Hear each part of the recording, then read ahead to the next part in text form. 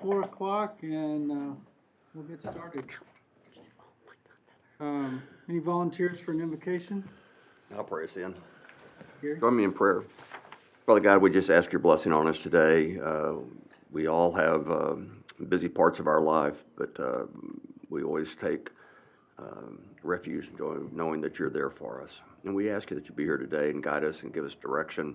Help us to make good decisions and always keep the citizens of Kerrville at the forefront. We ask these things in your name, Father. Amen.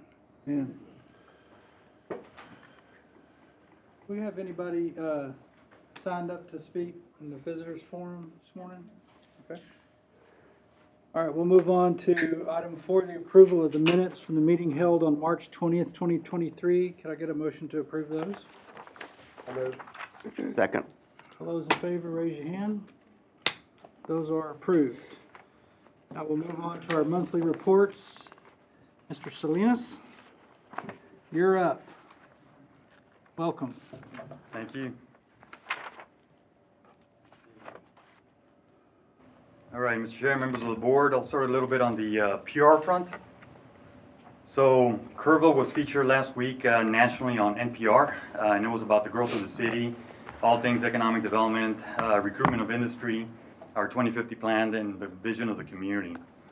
And as a result of the reporter coming in, and this through our media relations, just knowing a lot of people in our network, he came in and then left with 2 additional stories. One, he's doing a spin-off story on Gibson's, as I was when I got here. So he was pretty excited to hear that there was a Gibson's. So we went out there and he did a full story. So that one's coming out, I think, next month. And then the other one's on the eclipse. So that'll be later this summer. He's going to start promoting that one as well. So a great opportunity again, promotion for the community, and for us, especially in regards to prospects and what have you. What I like about it, especially on the national stage, is that it tells everybody that, hey, we're Kerrville and we're wide open for business. So that's a great tool for us as an economic developer. We were also interviewed last month by the Japan Times, and that was a result of our participation with the Texas-Japan delegation visit at the state capitol back in February. So there was a spotlight feature on Kerrville last month, and that was through Forbes company, because they're the ones that own Japan Times, and that was through their social media channels. Again, great opportunity for Kerrville, but this time it was in the foreign direct investment side, which again is just putting everything out there. Along the lines of marketing and branding, we've been selected by the Texas Economic Development Council as one of 4 cities in Texas that are being studied, specifically for our work with the industry, inclusion, and education roundtables that we usually host. And we actually, for this particular initiative, we received a Workforce Excellence Award from the state last year. The accounting firm of Ernst & Young, they're going to be working with us here in the next couple of months on content, videos, podcasts. So they're going to be in our community, learning about the community, talking to stakeholders. And what's interesting is that this is actually a project through the U.S. Economic Development Administration. And this was through the CARES Act funding that was issued about 3 years ago when COVID first hit. So in a very roundabout way, we're taking advantage of that. And again, this is all about communities that have developed plans for sustainability and resiliency and economic development. Along the lines of those roundtable discussions, last month we had the opportunity to host Texas Workforce Commissioner Aaron Demerson. He brought an entourage from Austin and San Antonio. I know some of you all were there for that. While he was here, he met with the president and CEO of Project Mount Saddle, which for us is very helpful. And I know that during the luncheon, he said, man, Gilberto's putting me to work. We all kind of laughed, but that's always been a part of my strategy. Whenever you're hosting a high-profile individual, stakeholder, or an influencer, especially through the governor's office, line them up with some of your top prospects. We worked that to the T with Killdeer a few years ago. So after that, we did host a private roundtable discussion, which was with our local top employers, and combined the employers that were there represented about between 5,000 to 6,000 employees in Kerrville. And then it was followed by the luncheon for our local leadership. The commissioner posted some great updates on social media. in all, great for Kerrville, for our local companies, but also for our educational institutions. Remember, there's Ingram ISD, which benefited from a JET grant, and then a couple other companies that also received some funding. And hopefully here in the near future, we've got some other things in the pipeline as well. So as a result of him being here, we got a visit from Adrian Lopez. This was 2 weeks ago, and he's the president of the San Antonio Area Workforce Solutions. He's in charge of 12 counties in the San Antonio area, of which Kerr County is the most, the western part of his district. He brought in several program directors looking at opportunities to support us with the main prospects that we have.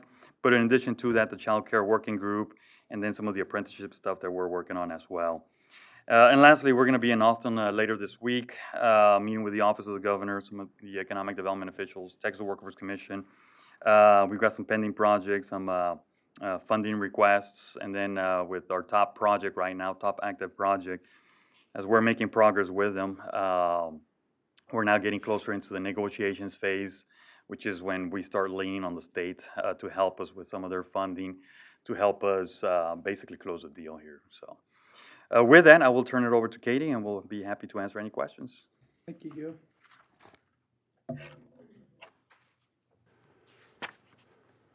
Good afternoon, Chairman, members of the board. I am excited to share with you guys that in terms of our marketing initiatives, we did launch a new website on April 5th. We still have, we've just done a soft launch, not an official hard launch just yet, because we are, making sure that we've not overlooked anything. But we are excited about the new website that came out, and I invite you guys to take a look at it when you have a moment. It's kerredc.com. We continue to meet with our marketing partners to brainstorm creative ideas on content and strategy that is in alignment with the strategic plan that we approved earlier this year. As a matter of fact, we had an opportunity to work with a consultant out of Bernie to do something a little bit unique, where we actually created a signature scent estate spray for Kerrville. We selected 2 different scents that she had created specifically for us. She came here for a weekend and poked around the community to try to get a sense of what made us Kerrville. And so we decided on the people. Is one of our new estate sprays that's going to come out in both an estate spray and a candle. But then we also decided on the river. And one of the ways that she created the river was including a scent called River Water, Moss, and Cypress. So both of these are unisex scents that we're looking forward to sharing with some of our marketing partners in different, creative ways, and also giving away as gifts when we have folks come in to visit our community. As Gil mentioned, the Texas Public Radio interview, we also hosted Commissioner Demerson, and Gil mentioned the lunch that we had with Adrian Lopez out of Workforce Solutions Alamo. He brought in a whole delegation of folks with us where we had a really great lunch. We brought in 2 employers from Kerrville that were able to meet privately with these folks, and they shared with us some really unique programs that I certainly didn't know exist, and 2 of them that I was really excited about. There's one program that Workforce Solutions can offer to employers where it will actually pay for an employee for up to 12 weeks of work. It's something like 480 hours, and at 40 hours a week, that can be 12 weeks of work, and they become the employer of record. And at the time that the 12 weeks ends, the employer is able to either offer a job opportunity to that person, or they go back through the Workforce Solutions program to find a different opportunity. But this is specifically designed to help employers find someone. If they identify a candidate that's just shy of hireable, this gives them an opportunity to kind of share some of the liability and take someone on and really craft them into the perfect employee. So that was a program that we were really excited about learning about and getting connected with them to try to bring that to some of the employers that we have here. We also met with the Office of the Governor and the State of Texas, Mexico, to learn more about the incentives that are available to some of our projects at the state level. So now we're doing some research, or Gil already knows about this, but I'm learning about the Texas Enterprise Project, Enterprise Zones, and the Enterprise Fund. They all have similar names, but they're a little bit different in nature, so we will be using those tools to help recruit some of our prospects to the area. In terms of childcare, I actually met with the Chamber of Commerce, the city and Workforce Solutions Alamo to brainstorm the next steps on our Child Care Alliance. We are in the process right now of securing a date where we are able to meet with the daycare providers in order to help them launch that initiative and find out what do they need in order to be successful and how can we support them in the next steps of that. The city and the Kroc Center are actively working in collaboration to expand space for the Kroc Center's summer childcare programs. And we have also facilitated an introduction between the Kroc Center and a funding partner in order to help fill some of their funding gaps on their summer childcare programming. And so those specific gaps include additional salaries, a game room remodel, and game room furnishings. So that concludes my report, and we're happy to answer any questions. Thank you very much, Katie. All right, we'll move on to our EIC project status update. You got a report sitting in front of you. Michael, is there anything noteworthy that you want to point out on that? No, if y'all have any questions, I'm happy to answer them. Status on just about all those projects is about the same. They're in process. I was going to mention the Go Team meeting that we had a few weeks ago.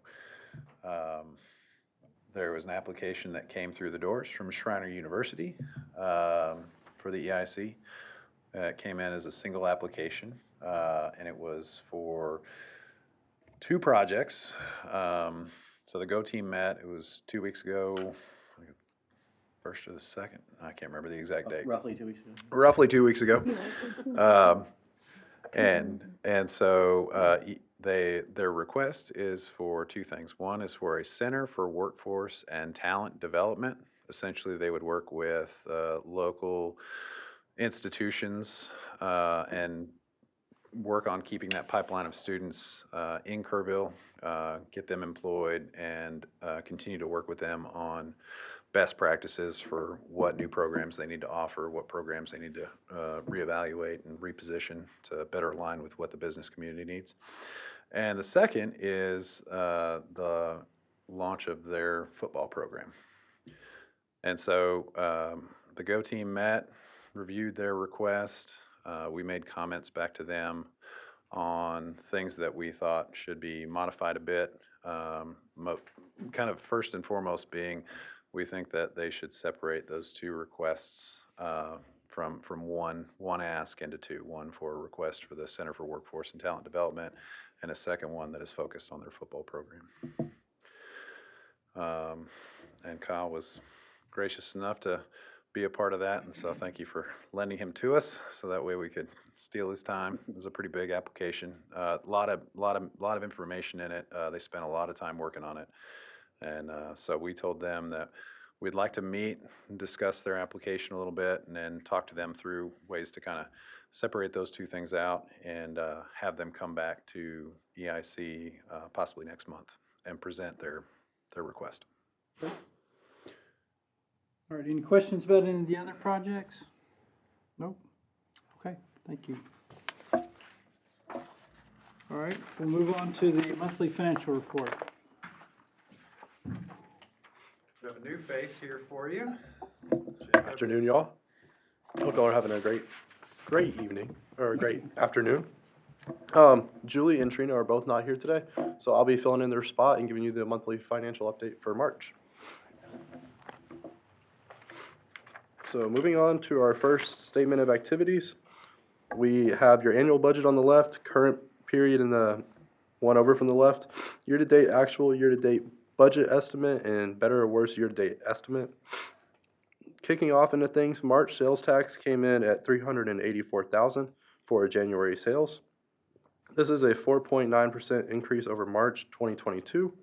Of this 4.9%, retail was up 3%.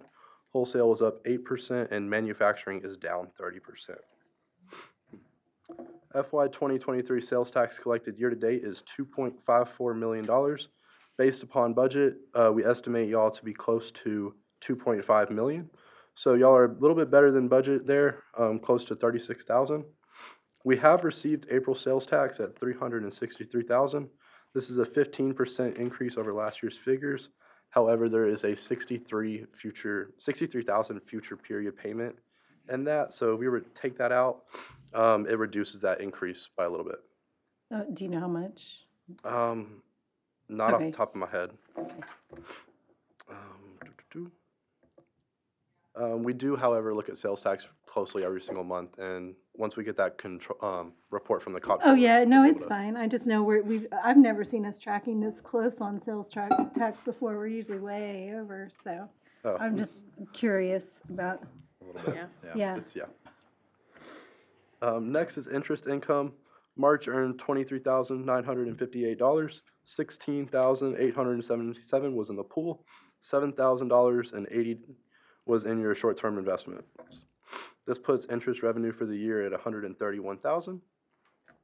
Moving on to expenditures and professional services, we paid out to the City of Kerrville Administrative Services $666. And we made a $3,000 payment for the land appraisal and a monthly debt transfer of $90,428. We did make a Fannie Mae investment purchase for $975,000. It replaced your commercial paper that matured back in February. And there were no expenditures for projects during the month of March. You know what the So, yield on that Fannie Mae was? the yield is a 5.31 interest rate at a 2.5 coupon rate. March had a surplus of $302,000, and your net position for the year is $1.66 million. Is that a 6-month, Fannie Mae, is that 6 months? It is a 11-month note, That- so it will mature in February of 2024. You know what the tax pool rate is currently? Yes, give me 1 second. The tax pool rate is averaging at 4.8%, and your short-term investments are at 5.28.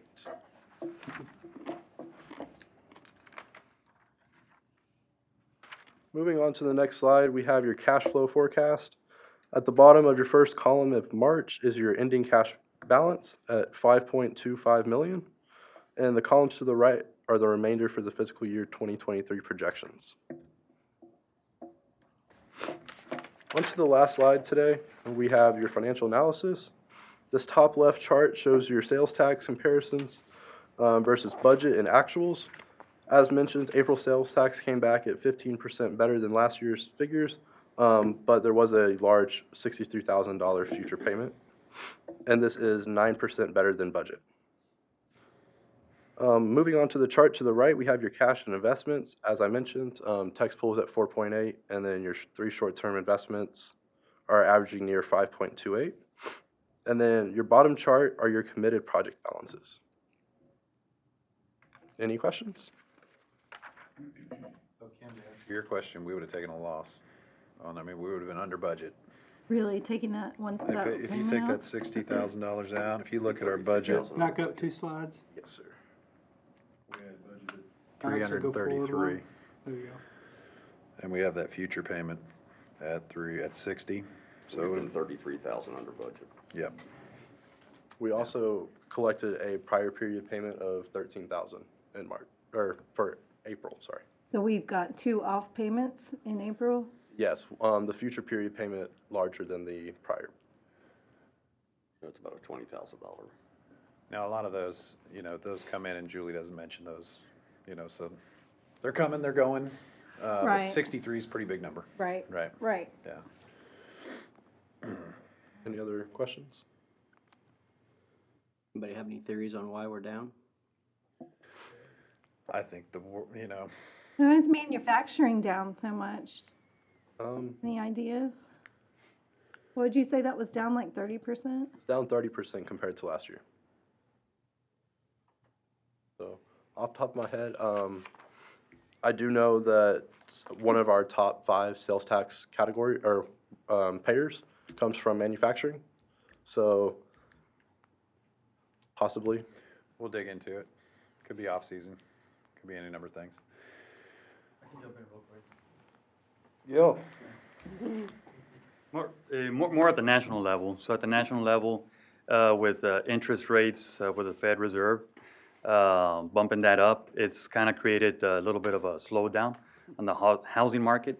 And, that's been deliberate, but as a result of that, consumers are not spending as much on products, hence manufacturing is starting to slow down a bit. So what we were anticipating was going to happen when COVID happened 3 years ago, I think we're now starting to feel those effects.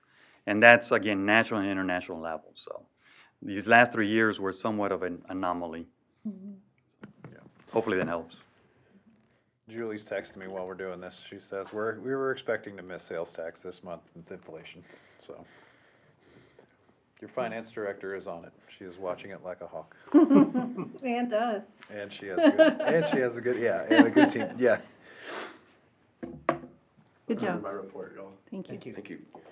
Okay, we will now move on, Michael, unless you have anything else to the executive session, so I'll entertain a motion to go into executive session under sections 551071, 7273, and 87 to discuss Project Mountain Saddle and Workforce Housing Development Project. Second. Okay, all those in favor, raise your hand. We're now adjourned into executive session. We'll stay in here once the streaming is off. Good job, Jacob.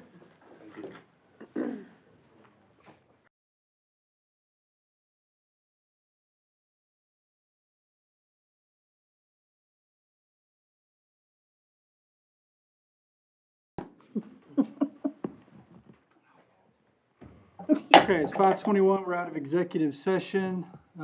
We have nothing to take action on at this point. Is that right? All right, so I will entertain a motion to adjourn. Move. Second. Okay, we are adjourned. Hey, EA, I want